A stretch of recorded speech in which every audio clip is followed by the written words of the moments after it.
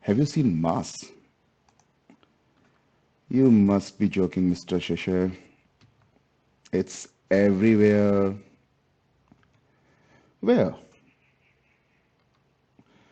You have seen mobiles, Apple, chair, books, people, bike, house, plants, trees, animals, and lot many things. Lot many things. But Mars, where have you seen Mars? In fact, where have you seen length? There are length for the things. Things have length. They are lengthy, he's shorter. But have you seen length? Have you seen time? Ah, we have seen time. Good time, bad time, in the watch. But where is time? We have measured time. But where is time? Have you seen time? Have you seen temperature? Huh? No. You have felt it is hot today, or it is cold today, or I'm having fever. You have measured that. Oh, 104 बुखार हो गया. But have you seen temperature? Electric current? Yes, we have used that. झटका भी लगा हमको current से. But have you seen current? Electric current? Have you seen light? सुबह हो गई. But have you seen light? सन दिखाई देता है. But have you seen light? You have experienced force, but have you seen force? Delhi 180 kilometre है रुड़की से. That we know, but have you seen distance? You have felt energized, but have you seen energy? Momentum? Velocity? On your bike, you have checked the speed. Speedometer is there. But have you seen velocity? Have you seen speed? Have you seen acceleration? Have you seen heat? Oh, heated moments, heated arguments. We have seen. But have you seen heat? What are these terms?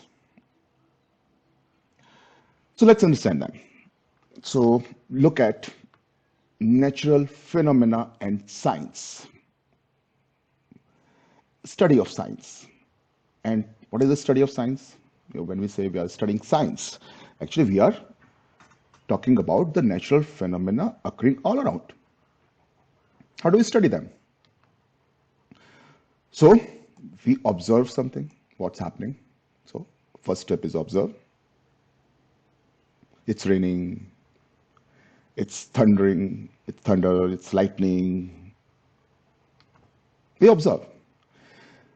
Then we look for how can it be explained, how that phenomena is explained. So we give some hypothesis, some hypothetical conversation there. But we give hypothesis. Then we look for validity of explanation. How? How do we validate that hypothesis, that explanation? So we perform experiments repetitively, and then we conclude on the basis of that, the results of those experiments. In controlled environment, we do all those experiments again. And if that hypothesis is valid, that explanation is valid, we say it is the theory, it is the law, it is the principle to explain that natural phenomena. So that's how the study of science goes. So observation, then hypothesis, then experimentation, and then conclusion based upon those experiments. So how do we experiment and validate?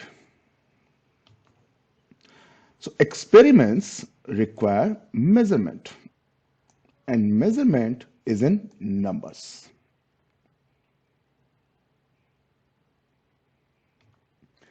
Any number that is used to describe a physical phenomena quantitatively is called physical quantity.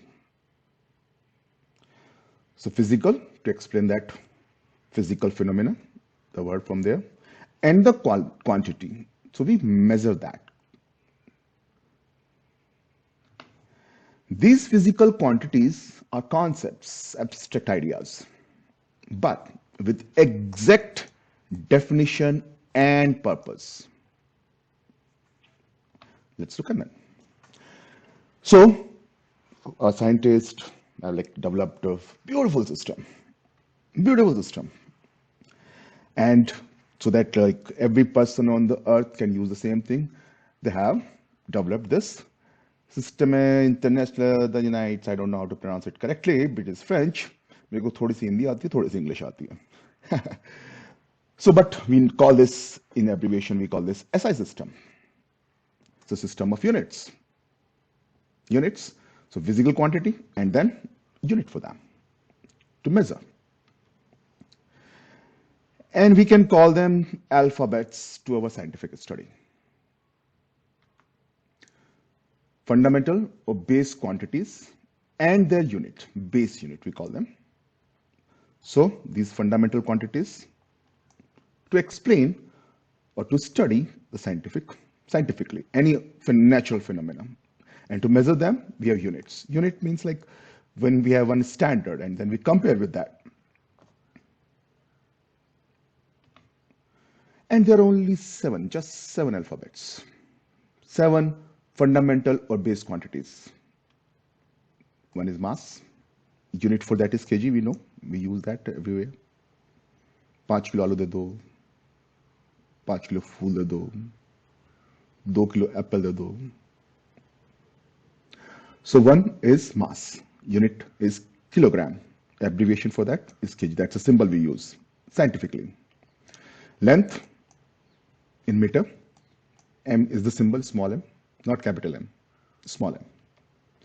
Time, small s, seconds. Thermodynamic temperature, Kelvin, capital K for that symbol. Electric current, capital A. Luminous intensity, light, measurement of light. Candela, CD, that's a symbol. And then amount of substance, MOL, mole.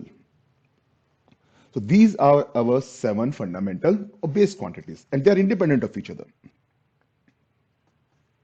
And we have described them. We have the definite definition of 1 kilogram, 1 meter, 1 second, 1 Kelvin, 1 ampere, 1 candela, 1 mole.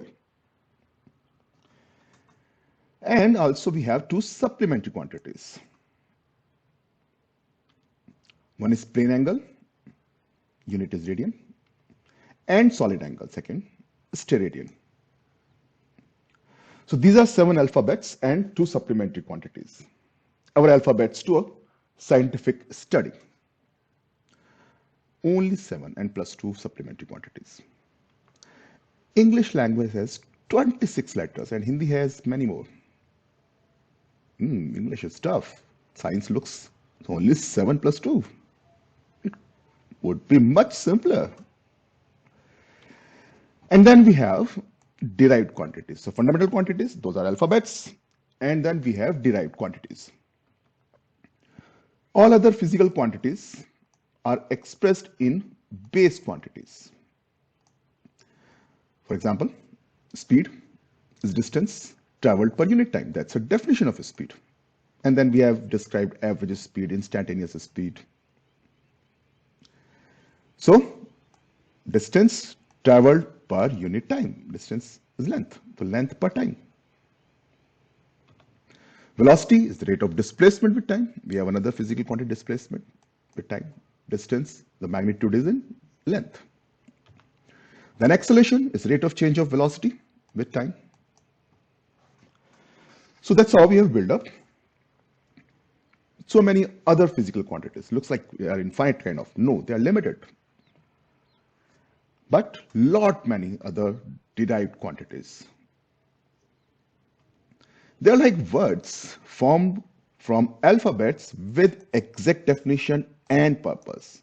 So speed has exact definition and it has exact purpose. And the purpose is to describe some physical phenomena. How to explain that phenomena. That's our study. That's science. So we have whole language of science to understand, explain, use what we see around. We learn from the nature. So you have heard this story, like very famous story, an apple on Newton's head. So let's see how this study is done. So phenomena he observed was an apple fell on his head. He asked appropriate questions. He designed experiments to answer the question. So that's how we study. So he asked appropriate questions, like it could be, why it is falling down? Whenever he throws anything, he comes back to the earth. What could be the explanation? So he designed experiments to answer the questions. That's what we do in the laboratory, in the control environment. We make a model and then we study that. And we use physical quantities to quantify the results. And then we make conclusion. That's what he did. He also observed heavier objects need more efforts to lift. एक बड़ा bag उठाने में हमें ज्यादा time ताकत सी लगानी पड़ती है ना, छोटे बैग को आराम से उठा के ऊपर रख लेते हैं. So these were his observations and he made appropriate experiments set up to study, to experiment. And he came at some conclusion. He found that for any given body, the magnitude of acceleration is directly proportional to the magnitude of net force acting on the body. That was his experimental result. Acceleration is directly proportional to net force on the body. And for any given body, it was correct. He verified experimentally. And that became the Newton's second law. So it was for any given body. So he concluded from the results of experiment that for this proportionality constant, he started using a term m, mass of that body. So magnitude of net force divided by the acceleration of that body, magnitude of acceleration of that body. So proportionality constant basically here. F net is equal to m times acceleration. So he called this term mass of that body.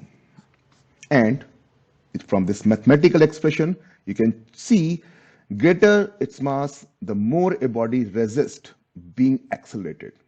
जितना ज़्यादा m होगा, उतना ज़्यादा force net चाहिए for same acceleration. Isn't it? Look at this term resist. Any body resists being accelerated. That's what is a phenomena or a basic property we call inertia. What is inertia? Inertia is the tendency of a body to stay in its state of motion. What is state of motion? It is if moving with a constant velocity. So at that instant, what is the state of motion? It is moving with that velocity. Or it is at rest. So it is the tendency of a body to stay in its state of motion results from a property called inertia. The tendency. It's a tendency. More the inertia, more the mass. Mass is the physical quantity to measure inertia. That's the definition of mass. So mass explains that inertia. You need more force to accelerate with the same acceleration if the mass is more. You need more force. You need lesser force to cause the same acceleration of the body, net force. So mass is the physical quantity to measure inertia. That's a definition. It has exact meaning. And it is also the cause of a force on mass. That is the purpose. Another purpose. It explains one of the fundamental force in nature, gravitational force. So Newton experimented and made conclusion, which we call Newton's universal law of gravitation. So he observed, he experimented, he gave some hypothesis, he experimented, and based upon the results, he made this universal law of gravitation. It was accepted because it proved all the conditions there, which says every particle of matter in the universe attracts every other particle with a force that is directly proportional to the product of the masses of the particles, and it is inversely proportional to the square of distance between them. Mass is the cause of the gravitational force, and it acts on other mass. Mathematically, gravitational force, the magnitude of this is capital G times m1 m2 upon r square. M1 and m2 are, let's say these are two particles, m1 and m2, their masses are m1 and m2. So they attract with the force, gravitational force, which is proportional to the product of their masses and inversely proportional to the square of the distance between them. And that is your proportionality constant, universal gravitational constant. And they calculated that, its value. So, if you consider this is your Earth, it is huge in comparison to you, and you are a tiny point here. So it will appear like if you are this on the Earth, Earth exerts a gravitational force on you, and you exert same amount of force on the Earth. So capital M, mass of the Earth is huge. It is very less m2, very small to you. And you exert same force on other particles also. You are pulled by the moon, you are pulled by all the planets, stars, but their distance r is huge. So effect of them, all those forces is negligible in comparison to the force exerted on you by the Earth. And that explains you are on Earth. Apple falls on the Earth. You throw anything on the Earth, it comes back on the Earth. Gravitational force. And it's all started with apple fell on Newton's head. That's our science. Beautiful. Thank you. All the best for your future endeavors. My name is Shishir Saini. I'm graduate of IIT Roorkee, class of 96, IIT coach since 1999. I'm the founder of Conceptum IIT, a coaching institute in Roorkee. Thank you. Subscribe my YouTube channel, please. Thank you. Bye-bye.